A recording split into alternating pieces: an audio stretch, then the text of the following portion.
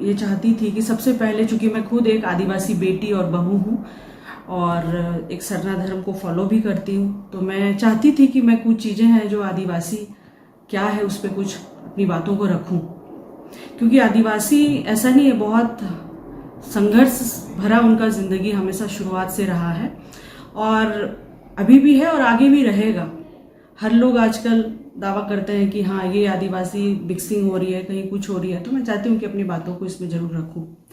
तो मैं सबसे पहले ये कहना चाहूँगी कि आदिवासी जो होता है, आप किसी आदिवासी परिवार में पैदा हो जाते हैं वो तो होता है, उसके साथ यदि आप उसके परंपरागत रीति रिवाज और व्यवस्था को कायम रखते हैं तभी आप सही मायने में एक आदिवासी कहलाएंगे। मैं अपनी बातों को एक रामचंद्र उरांव जी हैं जो कि यहाँ रांची यूनिवर्सिटी में national university of study and researches in law में एसोसिएट प्रोफेसर हैं, मैं उनकी बातों को थोड़ा रखना चाहूँगी। क्योंकि जब रूढ़िवादी प्रथा और परंपरागत व्यवस्था की बात आती है तो हमें पहले समझना होगा कि क्योंकि इसमें बहुत अहम रोल है। क्योंकि हम जब कस्टमरी लॉ की बात करते हैं कि इंडिया में 2 तरह के लॉ हैं, एक इंडियन लॉ है और दूसरा कस्टमरी लॉ, जो हमारे आदिवासी उसी कस्टमरी लॉ के तहत चलते हैं। तो मैं आपको बताना चाहूँगी कि कस्टम्स क्या होता है। एक बहुत प्रसिद्ध विद्वान है, उन्होंने बताया था कि किस तरह से मतलब ये लॉ कैसे बनता है। कुछ नियम, सपोज हम किसी प्रथा को, किसी नियम को हम फॉलो करते हैं, पूजा पाठ में हो गया, शादी में हो गया, आपको मरण के जो भी रीति रिवाज होते हैं, फिर आपको दहेज वाला कुछ चीज़ हो गया, या फिर आपको उत्तराधिकारी का हो गया, आपको जमीन का हस्तांतरण का हो गया। तो ये सब हर हमारे आदिवासी समाज में भी भिन्न भिन्न है, अलग अलग जगह पे ये चीज़ें बटी हुई है। तो मैं सबसे पहले रूढ़ी हम कह सकते हैं किसी तरह का दस्तूर। आप किसी भी परिवार में, अपने समाज में रहते हैं तो सबसे पहले आप शुरुआत क्योंकि हर कोई किसी को मानता है, एक प्रथा की शुरुआत होती है। तो मैं ये कहना चाहूँगी कि कोई भी प्रथा शुरुआत में हम मानने को शुरू करते हैं, लेकिन जो प्रथा लंबे समय तक चलती है, लंबे समय से उसका पालन किया जाता है और निरंतर पालन कर रहे हैं उस परिवार, उस समाज के लोग, और उस निरंतर पालन करने के साथ साथ जो समाज का जो व्यक्ति है उसकी एक नैतिक जिम्मेदारी होती है कि मुझे इस प्रथा का, ये जो रीति है, ये जो दस्तूर है, मुझे उसका पालन करना है। और उसके साथ साथ जब समाज में उसकी हिस्सेदारी रहती है, समाज कहता है कि ये आपको ये करना है, समाज की भी उसमें सहभागिता होती है कि ये आपको मस्ट है। तो ये सारे जो रूढ़ी, जो दस्तूर है, इसको एक लॉ का नियम, मतलब लॉ के कैटेगरी में हम उसको डालते हैं, जिसको हम कस्टमरी लॉ कहते हैं।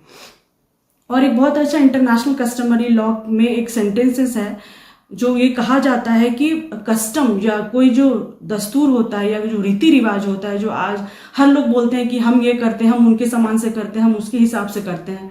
तो रीति रिवाज के बारे में एक इंटरनेशनल कस्टमरी लॉ के तहत एक सेंटेंस जो है वो बहुत ही फेमस है, वो मैं बताना चाहूंगी कि उसमें यह है कि कस्टम्स वहां शुरू होती है जहां पे उसकी यूसेज खत्म होते हैं, USAGE, यानी कि उसका अर्थ होता है कि आप उसमें कोई एक्सपेरिमेंट नहीं करते हैं, किसी तरह का कोई एक्सरसाइज नहीं करते हैं उसको एक प्रक्रिया में। ऐसा नहीं है कि मैंने एक्चुअली क्या होता है कि जब हम समाज में उठते बैठते हैं, सपोज मेरे को किसी तरह की दिक्कत है, वो बोलेंगे अच्छा ऐसे घर में पूजा करोगी तो इस चीज, ये तुम्हारी अच्छी, ये जो भी आपको दुख तकलीफ है वो कष्ट मिट जाएगा। तो वो एक होता है, या किसी तरह का पूजा जो मेरे समाज में या मेरे सरना धर्म में नहीं है, या मैं दूसरे की चीजों को फॉलो कर रही हूँ।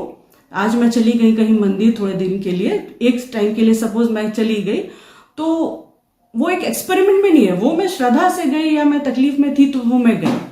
जैसे मैंने बताया कि कोई चीज एकदम निरंतर होना चाहिए आपकी, उसमें समाज कहेगा कि यह काम आपको करना है। जैसे मैं एग्जाम्पल के तौर पे बताती हूँ, बिहारी लोगों में छठ होता है ना, तो आप छठ में देखेंगे कि उस परिवार के लोग जो है, अब यदि कोई एक बहू नहीं कर पा रही है तो दूसरी बहू को बोला जाता है, माँ कुछ ना किसी सदस्य को करना पड़ता है, और उस पूरे परिवार की, उस समाज की जिम्मेदारी होती है कि इस पर्व को आपको मनाना है।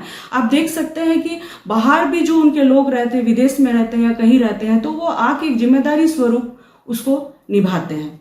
और दूसरी बात मैं एक आपको बताना चाहूंगी कि हमारे समाज में जिस भी तरह का, जैसे मैंने इनहेरिटेंस की बात बोली हो या उत्तराधिकारी की बात बोली हो या इस तरह के किसी भी हमारे जो भी संस्कार है उससे संबंधित बात हो, तो कुछ मानक जो है उसको तय किए गए हैं, जो कुछ कस्टम्स है उसको तय किए गए हैं। तो जो भी आदिवासी किसी भी रीति रिवाज को, उसमें सबसे इंपॉर्टेंट चीज है आपका एंशियंट होना। बहुत प्राचीन समय से आप उसको इस्तेमाल में रखे हुए हैं, पहले भी कर रहे थे हमारे दादा परदादा, उसके पहले से, और आज भी हम उसको कंटिन्यू रखे हुए हैं। तो वो प्राचीन, इतना प्राचीन होना चाहिए। दूसरी बात होनी चाहिए कि उसमें निरंतरता होनी चाहिए, कंटिन्यूएशन आप उसको कर रहे हैं वो होनी चाहिए। उसके बाद एक यूनिफॉर्मिटी, यदि मैं आज हो समाज से हूँ और मेरी शादी संथाली में हुई, तो समझिए कि हम सब में एक ही, यदि आप हो में है तो एक रूपता होनी चाहिए, उसमें यूनिफॉर्मिटी होनी चाहिए, उसमें सर्टेनिटी होनी चाहिए और कुछ तार्किकता होनी चाहिए, लॉजिक होनी चाहिए, बिना लॉजिक के नहीं होनी चाहिए। और कोई भी रिवाज यदि आप निभा रहे हैं तो यदि उसमें संविधान का उल्लंघन ना होना चाहिए।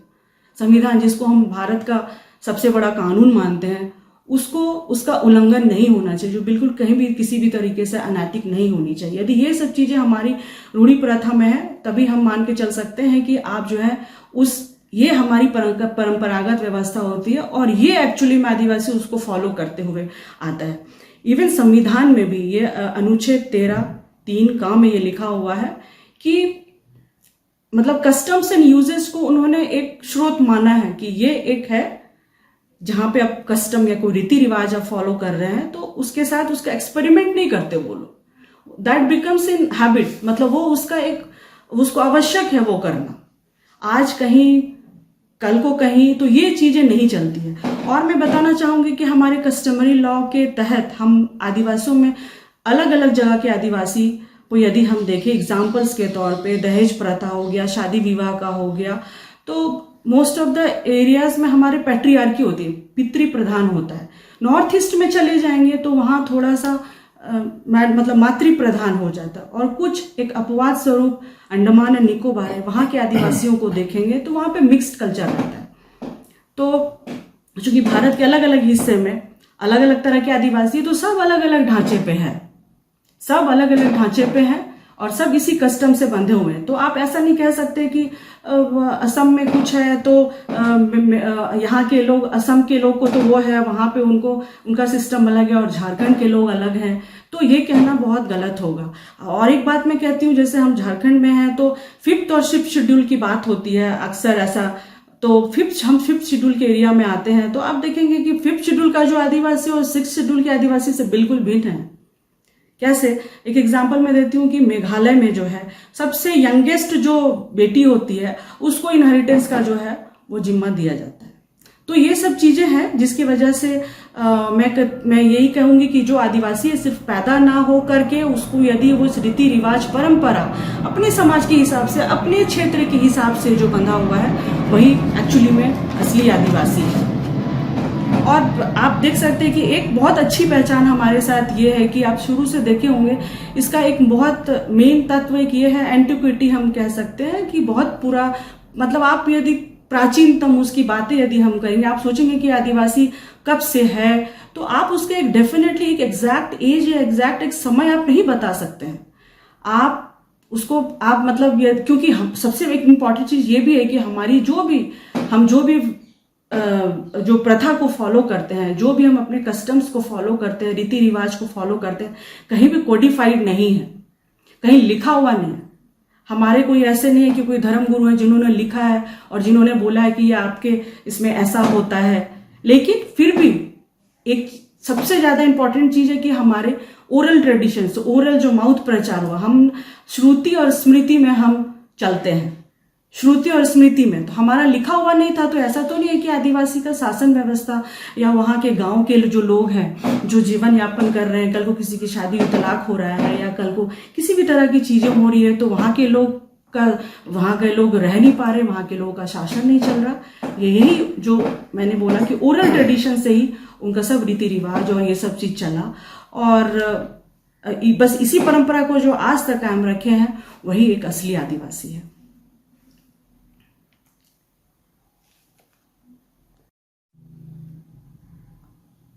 जैसे जिस तरह से मैम आज के डेट में आदिवासी के लिए एक है कि वो भी बनता है कि मैं भी एक जन्मजात आदिवासी हूँ, और इधर से बोला जाता है कि जन्म से ही आदिवासी होता है, न कि बना जाता है। तो आप किस नज़रिए से इस समाज को देख रहे हैं, इस आंदोलन को देख रहे हैं? जी, मैं इसमें यही कहूँगी कि अभी जैसे मैंने बोला कि सिर्फ पैदा होने से नहीं, ये कस्टमरी लॉ जो है, रीति रिवाज को जो फॉलो कर रही है, ये तो है ही।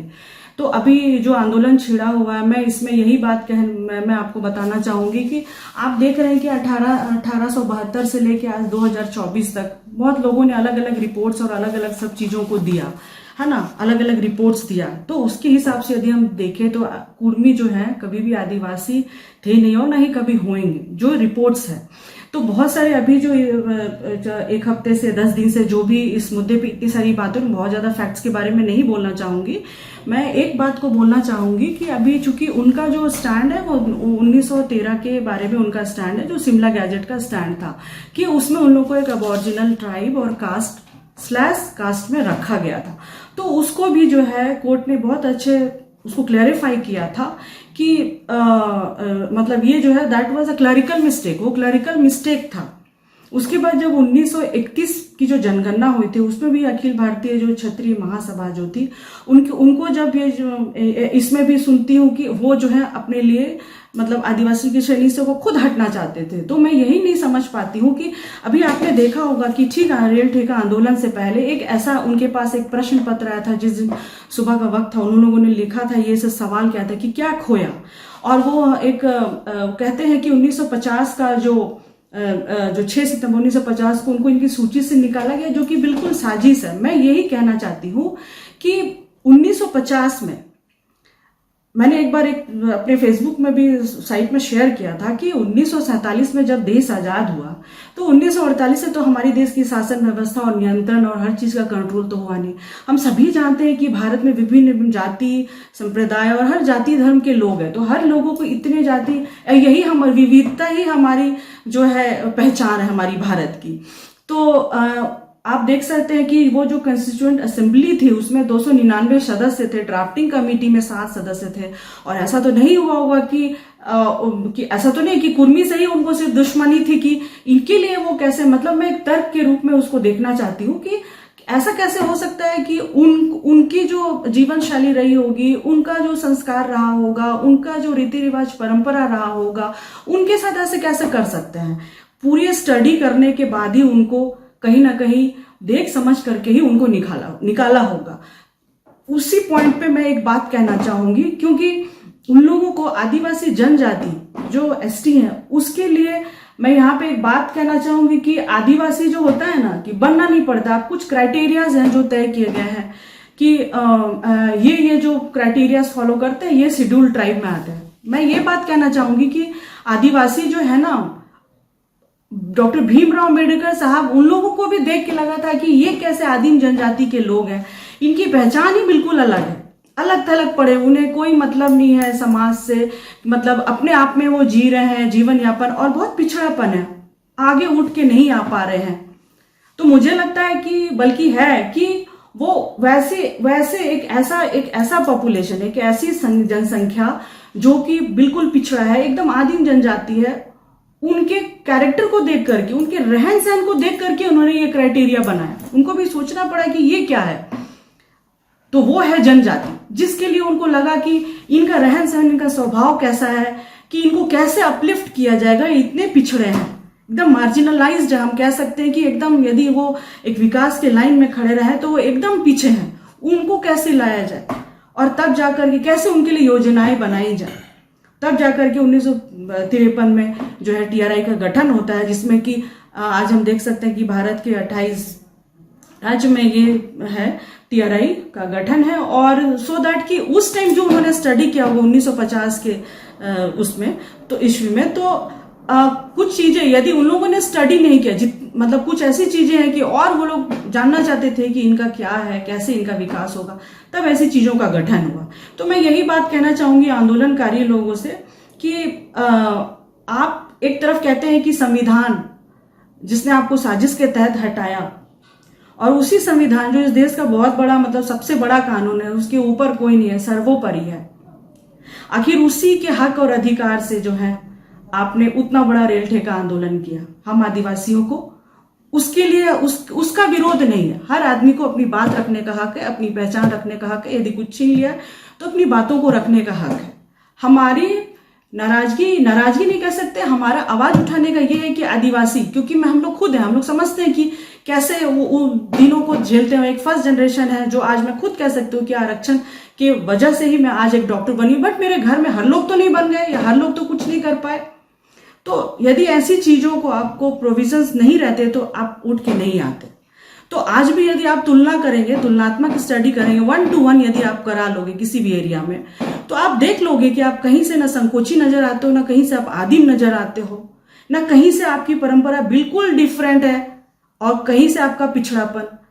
कुछ जनसंख्या हो सकते हैं आदिम, हम जंगल में रहने वाले, जंगल का जो कंदमूल मिला वो खाने वाले।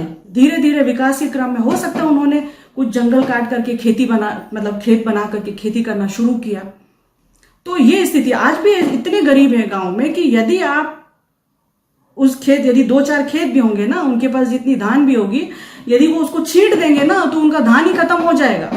खाने के लिए उनके पास हो सकता है कि कुछ बच भी जाए, तो लेकिन वो साल भर उसको खा नहीं पाएंगे। तो ये स्थिति है। तो बस उनकी हक मारी ना हो, उसके लिए हम आवाज उठा रहे हैं। हमारा किसी से कोई ईर्ष्या और द्वेष और ये चीज नहीं है, लेकिन हाँ, एक आदिवासी समाज की बेटी बहू होने के नाते ये हम लोगों ने फील्ड में देखा है कि कहते हैं राजकम खरसवा और सरायकेला में बोलते हैं कि कुलसुमिया मतलब मार के भगाएंगे आपको। मैडम, आपने बोला कि कुछ लोग जो है बोलते हैं कि मार के भगाएंगे। कौन लोग हैं जो मार के भगाने की बात करते हैं आप लोग को? अरे, कुर्मी समुदाय के लोग जो हैं वो हमारे खरसवा के साइड जो हैं आदिवासियों को वो डायरेक्ट कहते हैं कि कुलसुमिया मतलब कि हम मार के भगाएंगे। आपने देखा ही होगा कि वो इनके बारे में बोला ही गया है। जो इतने शोधकर्ता लोग रहे, विद्वानों ने बोला ही है कि ये तो कृषक जाति हैं और they live along side the tribes, है ना, जो उनके घर के मतलब आदिवासियों के अगल बगल गिर्द में ही रहते हैं। तो ये एक बहुत बड़ी है, इसी की वजह से लोगों का आक्रोश है। हम लोग भी चाहते हैं कि तार्किक तरीके से और संवैधानिक तरीके से इसका हल निकले और बातें सामने आए। और लेकिन एक बात मैं और कहना चाहूंगी, अब जैसे समाज की तरफ से कुछ बातें आती हैं तो उसका जवाब देना भी जरूरी पड़ता है। एक संतोष महतो जी हैं, मैंने उनको सोशल मीडिया में ही देखा था। वो टीआरआई और बहुत चीजों का नाम लेकर के मतलब टीआरआई का हवाला देते, उन्होंने बोला कि कुछ मापदंड रखे गए। तो मैं उनके पॉइंट्स को बोलना चाहूंगी, इसलिए बोलना चाहूंगी क्योंकि आप टीवी जैसे एक सोशल मीडिया पे हैं और आप एक गलत पहचान छोड़ रहे हो। और उन्होंने 4 समुदाय जैसे हो, मुंडा, संथाली, उरांव, उनके बारे में कहा, पॉइंट्स रखे उन्होंने कि कुछ मापदंड तय किए गए हैं टीआरआई के द्वारा एसटी में शामिल करने के लिए। पहला लाइन था उनका भाषा। तो मैं यहीं पे उनको काट करना चाहूंगी कि भाषा के तौर पे आप किसी आदिवासी को भाषा यदि वो कह रहा है तो आप उसको आदिवासी नहीं कह सकते क्योंकि आप देख लीजिए संथाल परगना में, आप देख लीजिए मुस्लिम्स कितने हैं जो कि सब संथाली भाषा बोलते हैं। मैं यदि आपके बगल में हूं तो मैं भी आपकी भाषा बोल सकती हूँ। तो मैं भाषा, और उन्होंने पर्व का एक बोला, फेस्टिवल या पर्व, आप थोड़ी सी अफेक्टेड होगी, थोड़ी सी आप जब आप आदमी रहते हैं एक दूसरे के साथ अगल बगल रहते तो थोड़ा सा कल्चर का एसिमिलेशन होता है, वो हो सकता है कि वो मिक्स हो गया है। तो मैंने बताया फेस्टिवल्स के तौर पे भी आप नहीं कर सकता। सोशल ट्रेट उन्होंने कहा कि सामाजिक लक्षण हो सकता है कि संस्कृति के बारे में वो बोल रहे होंगे, और बैकवर्डनेस की चीजों और आइसोलेशन उन्होंने ऐसे ही बोल दिया, ऐसे कुछ है, ऐसे नहीं है। ये these are the important points. आप देख लीजिए इस आंदोलन में कि कितना उग्र तरीके से उन्होंने मैंने लिखा भी फेसबुक में कि आपके जो तरीके हैं ना आंदोलन के, वो देखने से ही लग रहा है कि आप क्षत्रिय हैं। और हमारे लोगों को तो अपने यदि वो चले गए तो क्या खाएंगे पिएंगे, जिनमें उनकी तो जिंदगी एक मूलभूत सुविधा और मूलभूत आधार तक ही उनकी बसी हुई है। इतना जोर जोर से मतलब बोलना, उनका जो नेचर, हम कहते हैं ना एक्शन स्पीक्स एवरीथिंग, तो उनका जो ये जो तरीका था, उनका जो इतना बड़ा जो एक आंदोलन उन्होंने किया, तो ये कहीं ना कहीं ये सब दर्शाता है कि आपके स्वभाव, आपके हर चीज दर्शाते हैं कि आप कभी भी आदिवासी हो ही नहीं सकते। हम शांति प्रिय लोग हैं, लेकिन हाँ, आप यदि हमारे हक अधिकार को मारोगे, आप छीनोगे, तो हम उसके लिए आवाज जरूर उठाएंगे। और जो भेदभाव करते हैं उनको भी कोई छोड़ने वाला नहीं है। अब वो चीज नहीं रही कि आप हक मारी करोगे। जो भी हमारे अधिकार जो हमारे दिए हुए हैं उसको तो हम लेकर के ही रहेंगे, और कम से कम जाने नहीं देंगे, अपनी बातों को जरूर रखेंगे। अपना परिचय मैडम। मैं डॉक्टर रीना गौडसोरा स्त्री रोग विशेषज्ञ और एक सामाजिक कार्यकर्ता के रूप में हूँ, और एक आदिवासी बेटी और बहू के रूप में।